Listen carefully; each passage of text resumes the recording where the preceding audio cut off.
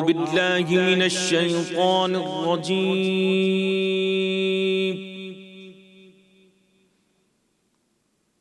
بسم الله الرحمن الرحيم.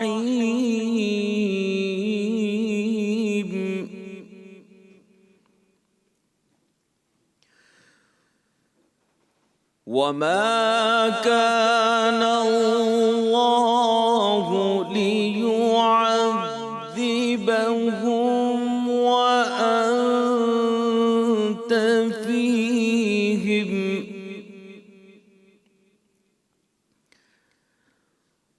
وما كان الله معذبهم وهم يستغفرون.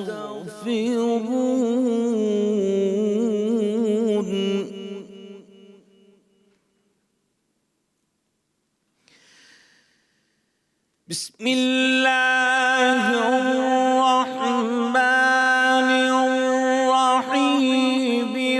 وما كان الله ليعذبهم وأنت فيهم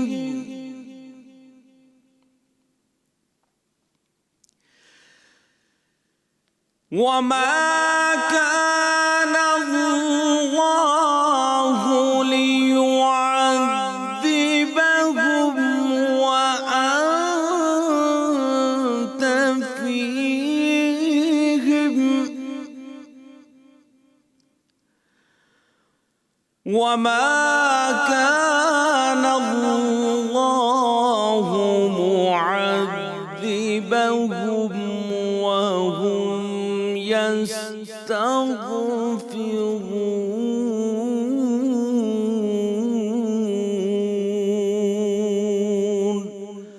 صدق الله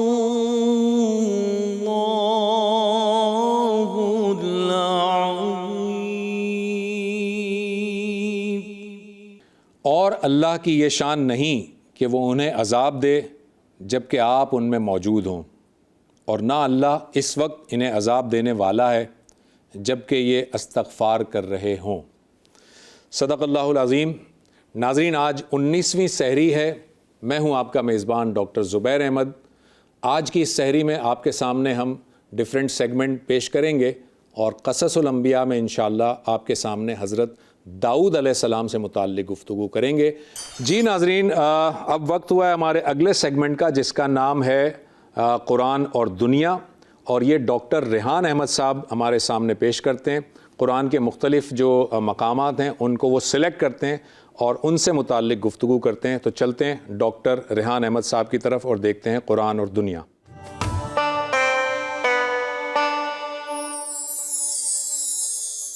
بسم اللہ الرحمن الرحیم۔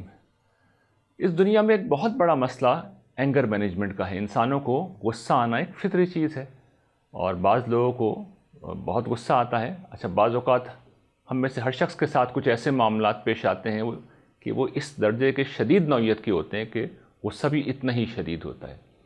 اس کو کنٹرول جب نہیں کیا جاتا تو پھر یہ غصہ اپنا اظہار کرتا ہے، اس کے نتیجے میں پھر لڑائی جھگڑا ہوتا ہے، تعلقات خراب ہوتے ہیں، بلکہ بعض اوقات تو ہم یہ دیکھتے ہیں کہ یہ لڑائی جھگڑا آگے بڑھتا ہے اور قتل و غارت گری کی نوبت آ جاتی ہے۔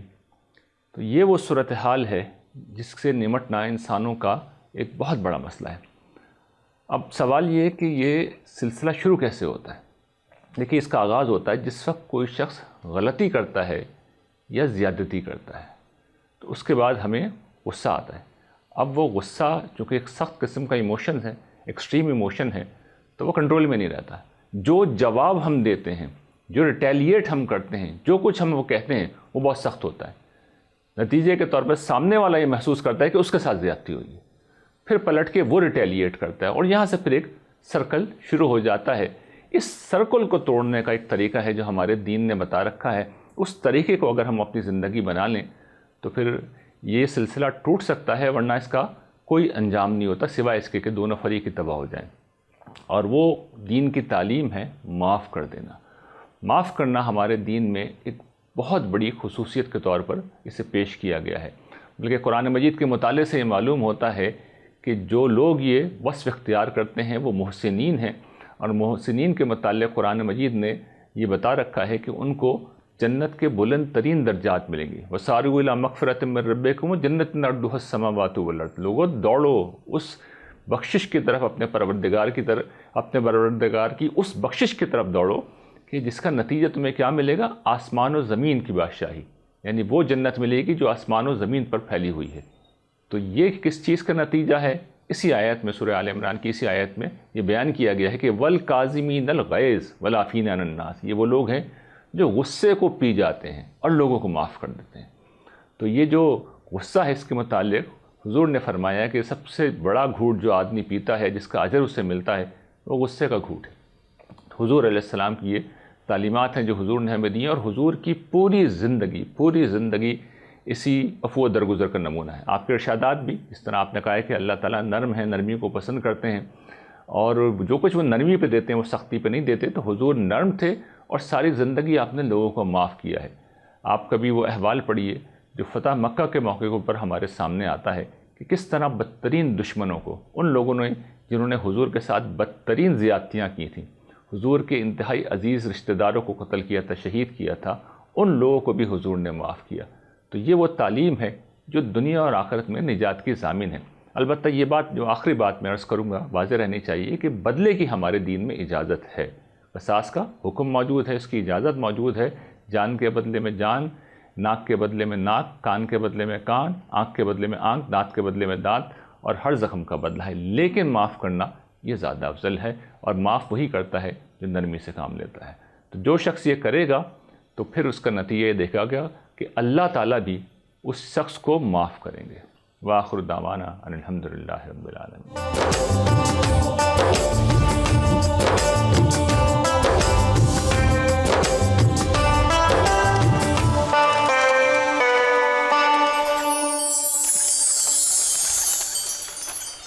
جی ناظرین، ہمارے اگلے سیگمنٹ کا وقت ہوا چاہتا ہے جس کا نام ہے قرب الہی، اور یہ قرب الہی کا سیگمنٹ ڈاکٹر خالد ظہیر صاحب آپ کے سامنے رکھتے ہیں۔ ڈاکٹر صاحب کی ایک خصوصیت ہے کہ وہ اتنے اچھے طریقے سے بات کرتے ہیں اور گفتگو کرتے ہیں اور اس طرح سے سمجھاتے ہیں کہ گویا ان کی بات دل میں اتر جاتی ہے۔ تو دیکھتے ہیں قرب الہی بائے ڈاکٹر خالد ظہیر۔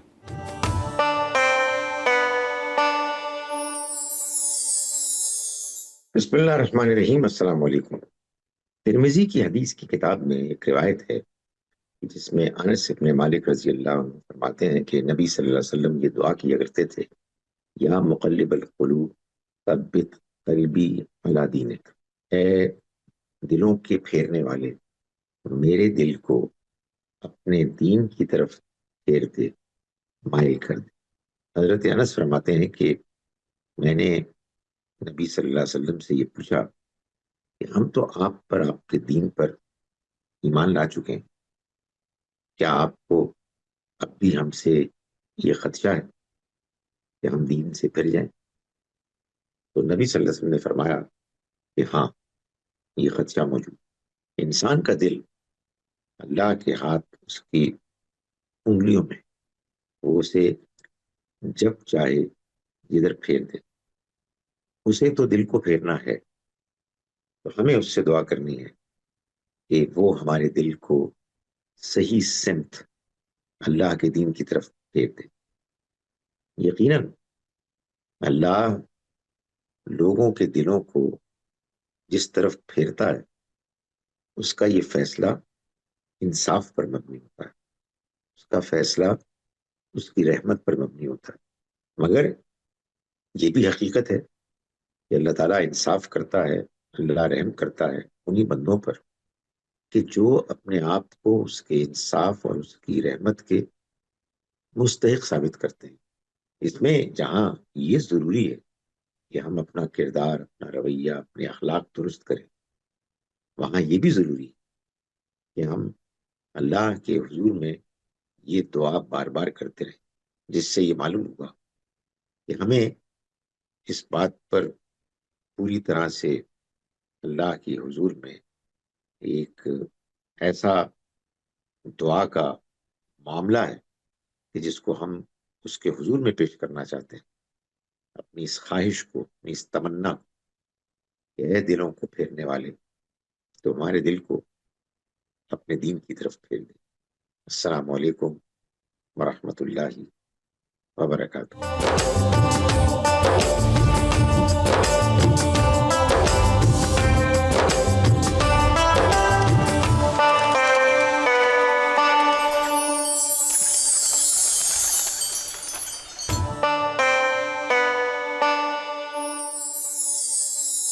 جی ناظرین، ویلکم بیک۔ قصص الانبیاء میں آپ کو خوش آمدید کہتے ہیں۔ آج 19ویں سحری ہے اور آج ہم حضرت داؤد علیہ السلام سے متعلق گفتگو کریں گے۔ آپ نے اس سے پہلے حضرت موسیٰ علیہ السلام کے واقعات سنے۔ حضرت موسیٰ علیہ السلام وہ پیغمبر ہیں جنہیں اللہ تعالیٰ نے تورات دی تھی، اور یہ تورات کی جو کتاب ہے، اس کے جو 10 کمانڈمنٹس ہیں وہ لکھے ہوئے موجود تھے، جو ایک تختی کی صورت میں حضرت موسیٰ علیہ السلام کو اللہ تعالیٰ نے عنایت فرمائے تھے۔ یہ جو پیغمبر ہیں حضرت داؤد علیہ السلام، ان کو اللہ تعالیٰ نے اپنی کتاب زبور عطا کی تھی۔ حضرت داؤد علیہ السلام بنی اسرائیل کے وہ پیغمبر ہیں جو بچپن میں ایک اور پیغمبر اور ان کے ساتھی کے ساتھ موجود تھے۔ میں سب سے پہلے وہاں سے اس قصے کی ابتدا کرتا ہوں۔ میں نے آپ کو اپنے سب سے پہلے ایپیسوڈ میں بتایا تھا کہ اللہ تعالیٰ نے کم و بیش 1,24,000 پیغمبر اس دنیا میں بھیجے، لیکن ان 1,24,000 پیغمبروں میں سے صرف 26 پیغمبر ایسے ہیں جن کا ذکر قرآن مجید میں موجود ہے، اور ہم نے یہ بھی بتایا تھا آپ کو کہ انہی 26 پیغمبروں کی سیرت ہم اس قصص الانبیاء کے اندر بیان کریں گے۔ لہٰذا بہت سارے ایسے پیغمبر جن کا ذکر قرآن مجید میں موجود نہیں ہے، ان کا ذکر یا ان کا تذکرہ ہم قصص الانبیاء میں نہیں بیان کر رہے۔ لیکن حضرت داؤد علیہ السلام سے متعلق گفتگو کرنے کے لیے مجھے ایک اسرائیلی پیغمبر حضرت سموئیل علیہ السلام سے متعلق تھوڑی سی گفتگو کرنی پڑے گی۔ بنی اسرائیلیوں میں ایک پیغمبر ہیں جو کہ جن کا نام ہے حضرت سموئیل علیہ السلام۔ بعض لوگ سموئیل اسے پروناؤنس کرتے ہیں، بعض لوگ شموئیل پروناؤنس کرتے ہیں۔ تو یہ جو سموئیل علیہ السلام ہیں، یہ بہت زیادہ جب ضعیف ہو گئے، بہت بوڑھے ہو گئے، تو ان کی قوم نے یعنی بنی اسرائیلیوں نے حضرت سموئیل علیہ السلام سے یہ کہا کہ ہمیں دیگر قوموں کی طرح ہمارے لیے کوئی بادشاہ مقرر کر دیجئے۔ دیگر قوموں میں عام طور پر بادشاہ ہوتے ہیں، اور بادشاہوں والی قومیں جو ہیں وہ بڑی اچھی قومیں کہلاتی ہیں۔ ہمارا تو کوئی بادشاہ ہی نہیں ہے، آپ ہمارے پیغمبر ہیں لیکن آپ بوڑھے ہیں، ہمارے لیے بادشاہ مقرر کر دیجئے۔ حضرت سموئیل علیہ السلام نے ان سے کہا کہ تم بھی کیسے لوگ ہو، لوگ آزادی کو پسند کرتے ہیں اور تم کسی بادشاہ کی غلامی میں جانا چاہتے ہو۔ لیکن وہ قوم نہیں مانی، اور انہوں نے حضرت سموئیل علیہ السلام سے یہ مطالبہ کیا کہ ہمارے لیے ایک بادشاہ مقرر کر دیں۔ چنانچہ حضرت سموئیل علیہ السلام نے اللہ تعالیٰ سے دعا کی کہ یا اللہ ان کے لیے ایک بادشاہ مقرر کر دے۔ تو اللہ تعالیٰ نے ایک تدبیر کے ذریعے سے ایک بادشاہ اس طرح مقرر کیا کہ حضرت سموئیل علیہ السلام نے یہ بتایا اپنی قوم کے لوگوں کو کہ فلاں دن فلاں دروازے سے، شہر کے فلاں دروازے سے جو شخص سب سے پہلے داخل ہوگا، اللہ کی طرف سے وہ تمہارا بادشاہ مقرر کیا گیا ہے۔ لہٰذا اس دن لوگوں نے دیکھا کہ جو شخص اس دروازے سے صبح داخل ہوا اس کا نام تھا طالوت۔ یہ جو طالوت ہے یہ پیغمبر نہیں ہے، یعنی کہ یہ اللہ کے بڑے نیک بندے تھے، لیکن عام طور پہ ہمارے علماء ان کو پیغمبر نہیں کہتے مگر اللہ تعالیٰ کا برگزیدہ بندہ کہتے ہیں۔ تو یہ جو طالوت ہیں، یہ جب وہاں سے داخل ہوئے تو حضرت سموئیل علیہ السلام نے بنی اسرائیلیوں سے کہا کہ یہ تمہارے بادشاہ ہیں۔ اب وہ اپنے جو یوں کہہ لیجئے کہ جو اسٹیٹس تھا، سوسائٹی کے اسٹیٹس کے لحاظ سے، وہ اسٹیٹس کے لحاظ سے کافی نیچے تھے، لیکن بنی اسرائیل کے لوگ جو ہے وہ اس اسٹیٹس کی وجہ سے ان کو تسلیم تو نہیں کر رہے تھے، مگر حضرت سموئیل علیہ السلام نے ان سے کہا کہ تم لوگوں نے خود ہی بادشاہ کا مطالبہ کیا تھا، لہٰذا اللہ تعالیٰ نے انہیں تمہارا بادشاہ مقرر کر دیا ہے۔ تو یہ جو طالوت تھے یہ اللہ کے بڑے نیک بندے تھے، اور طالوت جو ہے وہ بنی اسرائیلیوں کو اب لیڈ کر رہے تھے کیونکہ وہ ان کے بادشاہ بنا دیے گئے تھے، جبکہ حضرت سموئیل علیہ السلام جو ہے وہ بوڑھے ہو چکے تھے اور ان کے جو ہے وصال کا وقت بالکل قریب تھا۔ حضرت سموئیل علیہ السلام جو ہے ان کی جب انتقال ہوا تو اس کے بعد یہ طالوت ہی نے اس پوری کی پوری بنی اسرائیل قوم کو لیڈ کیا۔ سب سے پہلے ذرا میں آپ کو یہ بتا دیتا ہوں، یہ ایک پکچر دیکھیے، یہ پکچر ایک آرکیولوجیکل سائٹ ہے جس کے بارے میں کہا جاتا ہے کہ یہاں پر حضرت سموئیل علیہ السلام کا مقبرہ ہے اور یہ یروشلم میں موجود ہے۔ آپ کو یہ پوری سائٹ نظر آ رہی ہے، یہ سائٹ کے اندر اب آپ ایک دوسری پکچر دیکھیں، وہ اسی سائٹ کے اندر ہے اور یہ ایک مسجد کی پکچر ہے۔ اس مسجد کا نام ہے مسجد سموئیل۔ اور یہ ایک تیسری پکچر دیکھیں، اس تیسری پکچر میں مسجد کے اندر کا حصہ ہے، صحن ہے یہ، اور یہاں پر آپ کو ایک مقبرہ نظر آ رہا ہے۔ یہ مقبرہ بتایا جاتا ہے کہ یہ حضرت سموئیل علیہ السلام کا مقبرہ ہے۔ اور یہ ایک چوتھی پکچر آپ دیکھیں، یہ چوتھی پکچر اسی مقبرے کا ایک دوسرا اینگل ہے، دوسرا ویو ہے، یہ حضرت سموئیل علیہ السلام کا مقبرہ ہے۔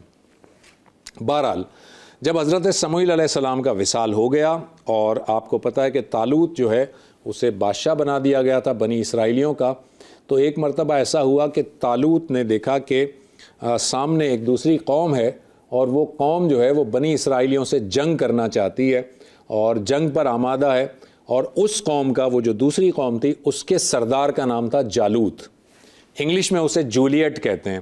جولیٹ اس سردار کا نام تھا جو دوسری قوم تھی، اور یہاں بنی اسرائیلی تھے جن کے سردار یا جن کے بادشاہ جناب طالوت تھے۔ تو طالوت نے اپنی فوج کو یعنی بنی اسرائیلیوں کو تیار کیا اس جالوت کی فوج سے لڑنے کے لیے، اور اس بنی اسرائیلیوں میں سے ایک نوعمر لڑکا تھا جو کہ 10-12 برس کا تھا، جس کا نام داؤد تھا۔ ان داؤد نے جناب طالوت سے کہا کہ میں بھی اس جہاد میں حصہ لوں گا اور میں بھی جالوت کی فوج سے لڑوں گا۔ حضرت طالوت نے جناب داؤد کو یہ کہا کہ تم ابھی بچے ہو، چھوٹے ہو، تم اس کا مقابلہ نہیں کر سکتے، مگر وہ بضد رہے کہ نہیں میں بھی اس جہاد میں شریک ہوں گا۔ لہٰذا ان کے ضد کرنے پر طالوت نے انہیں بھی اپنی فوج میں شامل کر لیا۔ یہ جو بچے تھے جو 10-12 برس کے تھے، ان کا نام تھا داؤد، اور یہی ہے حضرت داؤد علیہ السلام۔ یہ حضرت داؤد علیہ السلام جب بچے تھے تو یہ عام طور پر بکریاں چرایا کرتے تھے، اور یہ غلیل ان کے ہاتھ میں ہوتی تھی، اور جب بکریوں پر کبھی کوئی بھیڑیا حملہ کرتا تو یہ دور ہی سے بیٹھے ہوئے غلیل سے نشانہ لگاتے تھے اور بھیڑیوں کو اور درندوں کو مار کر بھگا دیتے تھے۔ یعنی ان کا نشانہ بہت صحیح ہوتا تھا، اور غلیل سے یہ اپنے شکار کو جو ہے وہ ہٹ کر دیا کرتے تھے، انہیں ٹارگٹ کر لیا کرتے تھے۔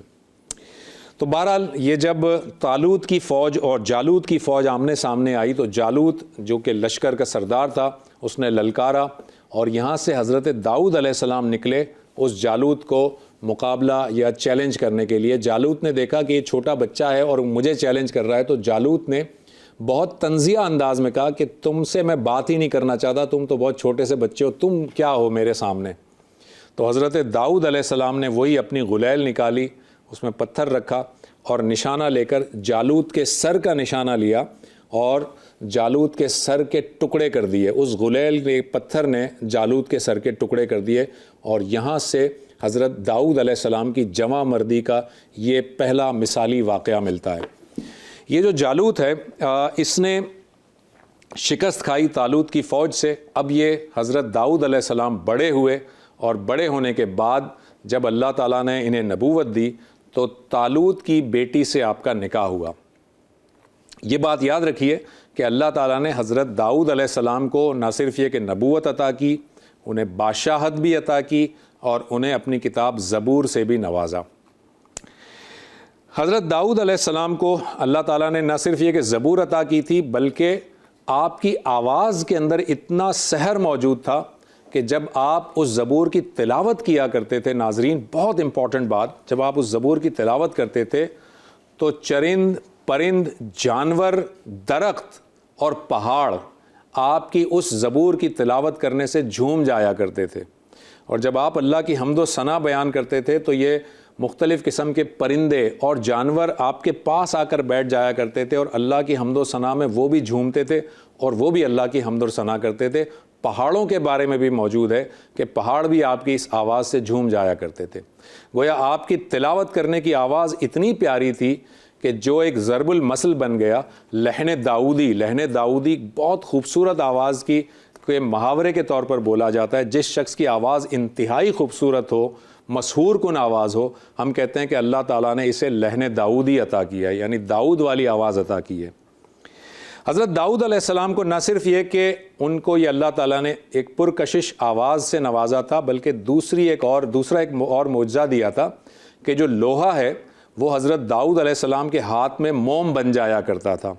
اگر آپ غور کریں، کبھی گندھا ہوا آٹا اگر آپ دیکھیں تو گندھے ہوئے آٹے کو آپ جس طرح چاہیں موڑ سکتے ہیں، جیسا چاہیں اسے ڈھال سکتے ہیں، بنا سکتے ہیں. تو حضرت داؤد علیہ السلام کے ہاتھ میں جب لوہا آتا تھا تو وہ ویسا ہی ہو جاتا تھا، اور آپ اس لوہے سے اپنے ہاتھوں سے زریں بنایا کرتے تھے، اسلحہ بنایا کرتے تھے. اور یہ والا معجزہ صرف حضرت داؤد علیہ السلام کو اللہ تعالیٰ نے دیا تھا. حضرت داؤد علیہ السلام کی ایک اور سیرت میں یہ بات پتہ چلتی ہے کہ آپ مسلسل روزے رکھا کرتے تھے. مسلسل روزوں کا مطلب یہ کہ آپ ایک دن روزہ رکھتے تھے، ایک دن چھوڑ دیتے تھے، پھر اگلے دن روزہ رکھتے تھے، پھر چھوڑ دیتے تھے. یعنی آپ آلٹرنیٹ ڈیز میں روزہ رکھتے تھے. اور اس طرح سے جو روزہ رکھنے کی بات ہے یہ صوم داؤدی کہلاتا ہے، یعنی حضرت داؤد علیہ السلام کے روزے رکھنے کا طریقہ یہ ہوا کرتا تھا. ناظرین، آپ کے سامنے ایک پکچر نظر آ رہی ہے. یہ ایک ماڈل ہے، اور یہ ماڈل ہے، ذہن میں رکھیے گا، یہ کوئی کھنڈرات نہیں ہے، ماڈل ہے جو وہاں پر میوزیم میں رکھا ہوا ہے. اور اس ماڈل میں یہ بتایا گیا ہے کہ حضرت داؤد علیہ السلام کو چونکہ اللہ تعالیٰ نے بادشاہ بنایا تھا تو آپ کا محل جو تھا وہ اس طرح کا ہوا کرتا تھا.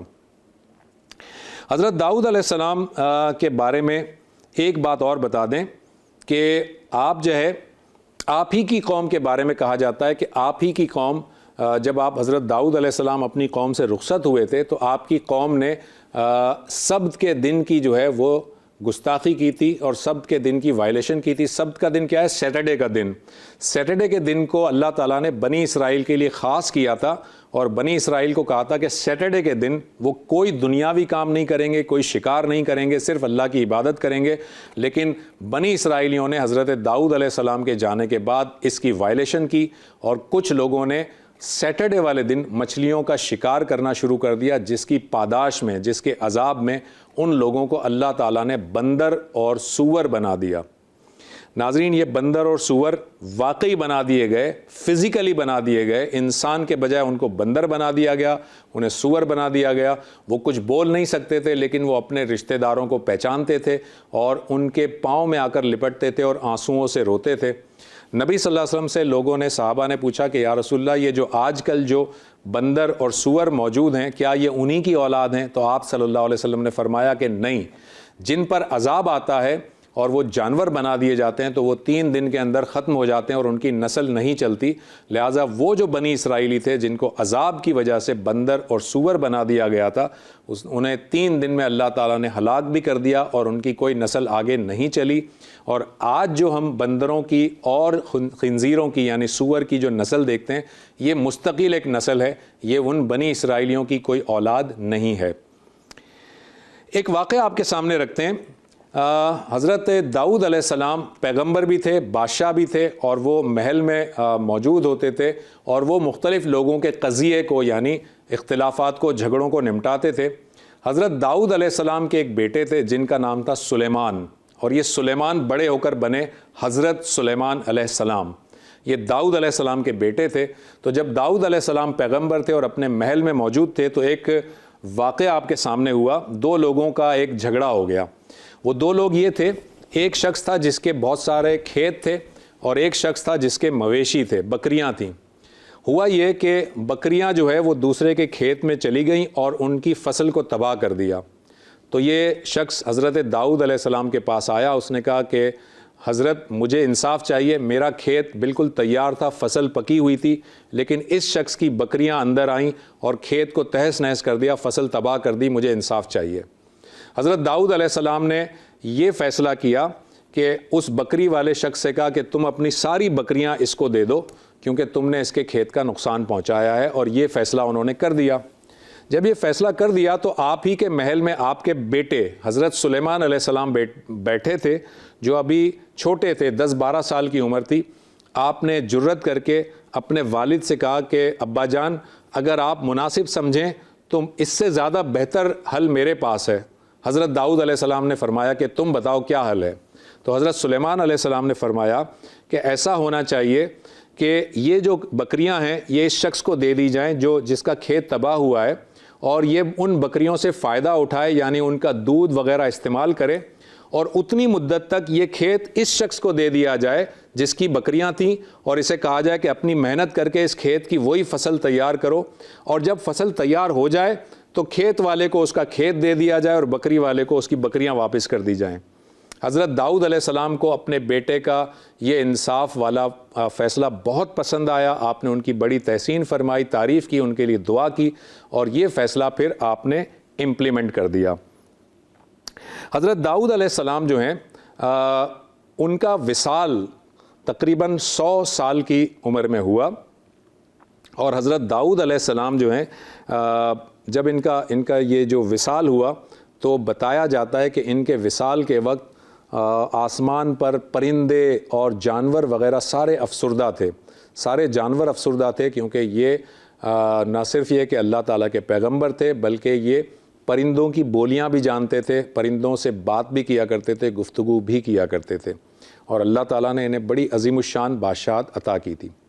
حضرت داؤد علیہ السلام کے بارے میں یہ بھی آتا ہے کہ جو بیت المقدس جس کی تعمیر آپ کو یاد ہوگا، سب سے پہلی تعمیر حضرت یعقوب علیہ السلام نے کی تھی، بیت المقدس کی تعمیر، اسی کی عمارت میں مزید کچھ توسیع اور مزید کچھ چیزیں جو ہے وہ حضرت داؤد علیہ السلام نے بھی بنائی تھیں، ان کی چیزوں کو، اس کی عمارت کو توسیع دی تھی، وہ حضرت داؤد علیہ السلام نے بھی دی تھی۔ حضرت داؤد علیہ السلام کا وصال جو ہوا ان کے بارے میں، ان کے مقبرے کے بارے میں یہ روایت ہے کہ ان کا مقبرہ جو ہے وہ یروشلم میں ہے، ماؤنٹ زیون کے اندر ان کا مقبرہ موجود ہے۔ آپ کو یہ پکچر میں دکھا رہا ہوں، اس پکچر میں دیکھیں آپ کو ایک عمارت نظر آ رہی ہے، یہ ماؤنٹ زیون کی عمارت ہے جو یروشلم میں ہے، اور بتایا جاتا ہے کہ اس کے اندر حضرت داؤد علیہ السلام کا مقبرہ ہے۔ اس عمارت کی ایک اور پکچر دیکھیں، اس عمارت میں کہ جب ہم گیٹ پہ جاتے ہیں تو یہ ایک مجسمہ ہے، یہ مجسمہ لوگوں کے مطابق حضرت داؤد علیہ السلام کا مجسمہ ہے۔ اور اگلی پکچر دیکھیں تو اس میں آپ کو ایک مقبرہ نظر آ رہا ہے جس پہ سیاہ رنگ کی چادر لگی ہوئی ہے، اور یہ حضرت داؤد علیہ السلام کا مقبرہ بتایا جاتا ہے۔ اور اس کے بعد اگلی پکچر دیکھیں، یہ اسی مقبرے کا ایک دوسرا اینگل ہے جس پہ اب آپ کو سرخ رنگ کی چادر نظر آ رہی ہے، سیم مقبرہ ہے لیکن یہ چادر کا کلر مختلف ہے، یہ حضرت داؤد علیہ السلام کا مقبرہ بتایا جاتا ہے۔ تو ناظرین، یہ حضرت داؤد علیہ السلام سے متعلق واقعات ہیں۔ حضرت داؤد علیہ السلام سے متعلق ایک اور چیز بھی بتا دوں، جو جیوز ہیں ان کا جو فلیگ ہے اس پہ 6 کونوں والا ستارہ ہے۔ آپ نے دیکھا ہوگا جو اسرائیل ہے، اسرائیل کا جو فلیگ ہے اس پہ 6 کونوں والا ستارہ ہے۔ یہ 6 کونوں والا ستارہ ڈیوڈ اسٹار کہلاتا ہے، یعنی داؤد کا ستارہ کہلاتا ہے۔ یہودی جو ہے وہ ان کا یہ ماننا ہے کہ یہ ڈیوڈ یعنی حضرت داؤد علیہ السلام کی سمبل ہے، نشانی ہے جو 6 کونوں والا ستارہ ہے، اور دوسری طرف اس ڈیوڈ اسٹار کو ڈیوڈ آئی بھی کہا جاتا ہے، اور یہ حضرت داؤد علیہ السلام کی آنکھ سے اس کو تعبیر کرتے ہیں۔ تو بہرحال یہ مختلف حضرت داؤد علیہ السلام سے متعلق واقعات تھے، واللہ عالم اس میں سے کون سی روایت کتنی درست ہے۔ کل انشاءاللہ تعالی ہم حضرت داؤد علیہ السلام کے بیٹے حضرت سلیمان علیہ السلام پر گفتگو کریں گے۔ ایک چھوٹا سا وقفہ لیتے ہیں۔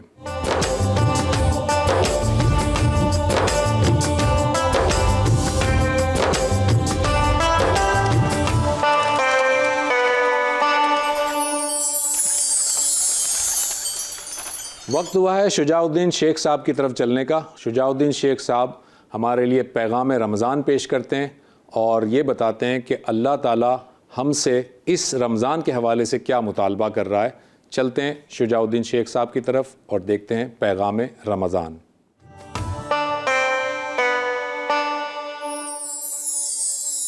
الحمدللہ رب العالمین والصلاة والسلام علی سید الانبیاء والمرسلین، اما بعد، اعوذ باللہ من الشیطان الرجیم، بسم اللہ الرحمن الرحیم۔ کل من علیہا فان ویبقى وجہ ربک ذو الجلال والاکرام، صدق اللہ العظیم۔ اللہم صلی علی محمد وعلی آل محمد وبارک وسلم۔ رب اشرح لی صدری ویسر لی امری واحلل عقدۃ من لسانی یفقہوا قولی واجعل لی وزیرا من اہلی، آمین یا رب العالمین۔ ناظرین کرام السلام علیکم ورحمۃ اللہ وبرکاتہ۔ اس دنیا میں بعض وہ لوگ ہیں، کچھ تعداد بھی ان کی بڑھتی ہوئی دکھائی دے رہی ہے، جو ایتھیسٹ ہوتے ہیں، ملحد ہوتے ہیں، جو اللہ سبحانہ و تعالیٰ کا، خالق کائنات کا انکار کرتے ہیں۔ ان کو جوابات دیے گئے ہیں اور دیے جا سکتے ہیں اور اسے ڈیبیٹ کی جا سکتی ہے۔ اس وقت موضوع یہ نہیں ہے، البتہ اگلا نقطہ یہ ہے کہ اللہ کے انکار کرنے والے تو بہت ملیں گے، یا کچھ یعنی مل جائیں گے۔ اللہ تعالیٰ کا انکار کرنے والے، کائنات کے خالق کا انکار کرنے والے کچھ لوگ مل جائیں گے، موت کا انکار کرنے والا کوئی نہیں ملے گا۔ جی، موت ایک ایسی اٹل حقیقت ہے، انایویٹیبل ریالٹی ہے، جس کو ہر کوئی مانتا ہے۔ کافر ہو وہ بھی مانتا ہے، سامنے موت آ رہی ہے، لوگوں کو دیکھ رہا ہے، مرتے ہوئے دیکھ رہا ہے، اپنے پیاروں کو جاتے ہوئے دیکھ رہا ہے۔ تو کافر ہو وہ بھی موت کو مانتا ہے، اور مسلمان ہو وہ بھی موت کو مانتا ہے۔ اگریڈ اپون ریالٹی، ایسی انایویٹیبل ریالٹی، ایسی حقیقت جس کو کوئی جھٹلا نہیں سکتا، جس کا کوئی انکار نہیں کر سکتا، وہ موت کی حقیقت ہے۔ معلوم ہوا سارے انسان چاہے اللہ کو مانتے ہوں یا نہ مانتے ہوں، مشرک ہوں، کافر ہوں، ملحد ہوں، ایتھیسٹ ہوں یا مسلمان ہوں، سب کے سب اللہ کی اس حقیقت کو جو اللہ نے بیان کی ہے مانتے ہیں۔ اللہ کے انکار کرنے والے بھی ہوں گے، مگر اللہ تعالیٰ نے بھی حقیقت بار بار بیان کی ہے، کل نفس ذائقۃ الموت، ہر نفس کو موت کا مزہ چکھنا ہے۔ کل من علیہا فان، جو کوئی زمین پر ہے وہ فنا ہو جائے گا۔ ویبقى وجہ ربک ذو الجلال والاکرام، اور باقی رہنے والی ذات اللہ رب ذو الجلال والاکرام کی ہے۔ تو اللہ نے بھی اس بات کو بیان کیا، لیکن میں عرض کر رہا تھا کہ اللہ کے انکار کرنے والے کچھ لوگ مل جائیں گے، موت کا انکار کرنے والا کوئی نہیں ملے گا۔ تو میں اور آپ موت کو مانتے ہیں؟ جی مانتے ہیں واقعتاً۔ دیکھیے، جاننا الگ شے ہے اور ماننا الگ شے ہے، نالج الگ شے ہے، کنوکشن الگ شے ہے۔ جاننا الگ بات ہے اور ماننا اور یقین رکھنا الگ بات ہے۔ ہم جس چیز کو مانتے ہیں اور اس پر یقین رکھتے ہیں اور اس کا کنوکشن رکھتے ہیں، ہمارا عمل ثبوت پیش کرتا ہے۔ دنیا کی کسی کوالیفیکیشن کی محبت دل میں بیٹھ جائے، عظمت دل میں بیٹھ جائے، تو 16 گھنٹے پڑھائی کرتے ہیں، چارٹرڈ اکاؤنٹنسی ہو، میڈیکل کی فیلڈ ہو، انجینئرنگ کی فیلڈ ہو، آئی ٹی کی field who, you name it. وہ 18 گھنٹے کی پڑھائی یہ پروفیشنلی اپنے آپ کو گروم کرنے کے لیے محنتیں بتاتی ہیں، دل میں کسی شے کی اہمیت ہے، دل میں موت کا یقین ہوگا، عمل ثبوت پیش کرے گا۔ اب ایک $1 ملین کوسچن ہے، $1 ملین کوسچن، کیا میں اور آپ اس وقت ابھی موت آئے مرنے کو تیار ہیں؟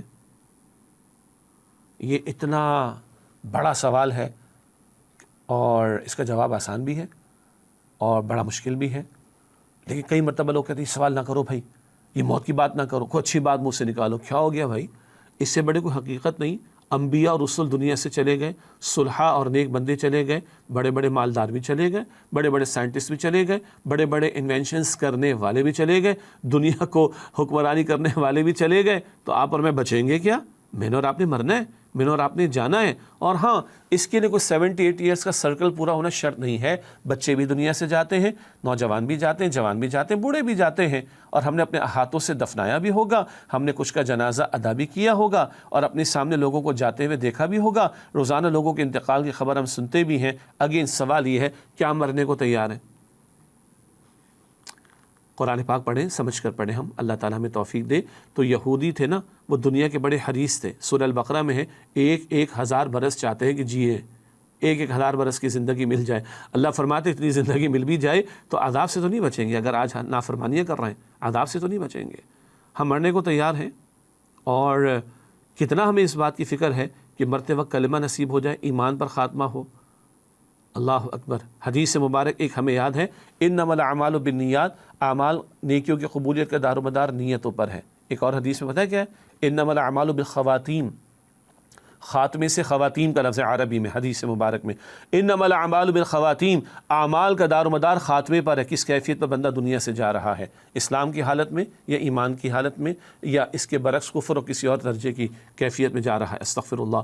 قرآن پاک کہتا ہے سورہ آل عمران آیت نمبر 102، وَلَا تَمُوتُنَّ إِلَّا وَأَنْتُمْ مُسْلِمُونَ، اور تمہیں موت بھی آئے تو اسلام کی حالت پر آئے۔ تنہائی میں سوچیں ہم کتنی فکر کر رہے ہیں۔ آج دنیا میں رہنے کی فکر بہرحال ہم کرتے ہیں، گھر بناتے ہیں، سیٹل کرتے ہیں، اپنے بچوں کو ان کو کیریئر کے اعتبار سے، پروفیشن کے اعتبار سے، بزنس کے اعتبار سے سیٹل کرتے ہیں، سردی گرمی کے معاملات سے بچانے کے لیے محنت کرتے ہیں، چھاؤں دینے کے لیے محنت کرتے ہیں، چھت دینے کے لیے محنت کرتے ہیں. سب کچھ ہمیں پتہ ہے. 2 فٹ نیچے جائیں گے نہ گھر جائے گا، نہ چھت جائے گی، نہ گاڑی، نہ بینک بیلنس. سب ٹھاٹ پڑا رہ جائے گا. جب لاد چلے گا بنجارا، گئے وقتوں کی اردو کی نظم ہے. ہاں جائے گا جب جہاں سے کچھ بھی نہ ساتھ ہوگا، 2 گز کفن کا کپڑا تیرا لباس ہوگا. ایک اور بات عرض کروں، آج جتنی یہ فساد کی باتیں ہم دیکھ رہے ہیں نا، آج ماں باپ کے ساتھ ظلم کر رہے ہیں لوگ، اولڈ ہاؤسز میں پھینک دیتے ہیں جا کر ان کو، استغفر اللہ، ہڑپ کر جاتے ہیں مال وراثت کا، بہنوں کا مال وراثت میں سے ہڑپ کر جاتے ہیں، جی جائیدادوں پر قبضہ کر لیتے ہیں، پڑوسیوں کا حق مار جاتے ہیں، رشتہ داروں کے ساتھ قطع تعلقی کرتے ہیں، حرام خوریاں کرتے ہیں، سود کماتے ہیں، قوم کو بیچتے ہیں. ظالم و جابروں کافروں کے پاس جا کر قارون کی طرح، قارون فرعون کے پاس گیا تھا اور قارون نے بنی اسرائیل کو بیچ ڈالا تھا اور فرعون سے مال کمایا تھا. ہاں آج بھی ایسے ظالم لوگ ہیں جو پوری قوم کو بیچ دیتے ہیں اور کافروں، ظالم و جابروں سے، دنیا کے بدماشوں سے اور دنیا کے ظالم و جابروں سے پیسہ وصول کرتے ہیں. استغفر اللہ. کیوں؟ بھول گئے کہ موت آنی ہے.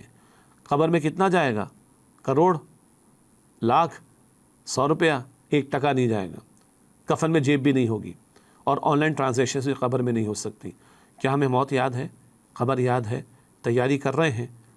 وَلْتَنْظُرْ نَفْسٌ مَا قَدَّمَتْ لِغَدٍ. قرآن کریم فرماتا ہے سورہ حشر میں، ہر ایک تم میں سے دیکھے اس نے کل کے لیے کیا تیاری کی ہے. آپ کی میری قبر میں، میں نے اپنی قبر میں، آپ نے اپنی قبر میں ضرور جانا ہے. ہمارا عقیدہ اور عمل جائے گا، کچھ اور نہیں جائے گا. اور ہم سے وہاں سوالات بھی ہونے اور کل قیامت کے دن بھی سوالات ہونے.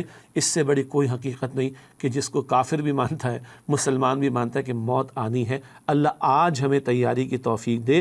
مرتے وقت تو فرعون بھی ایمان لا رہا تھا مگر اس وقت کا ایمان قابل قبول نہیں. آج موت سے پہلے مہلت سے فائدہ اٹھا کر ہی کل کی تیاری کرنا، اسی میں خیر، اسی میں نجات ہے. اللہ ہمیں اسلام پر زندہ رکھے، ایمان پر خاتمہ عطا کرے اور کل کی تیاری آج موت کے آنے سے پہلے کرنے کی توفیق عطا فرمائے. آمین یا رب العالمین. وآخر دعوانا ان الحمد للہ رب العالمین. والسلام علیکم ورحمۃ اللہ وبرکاتہ.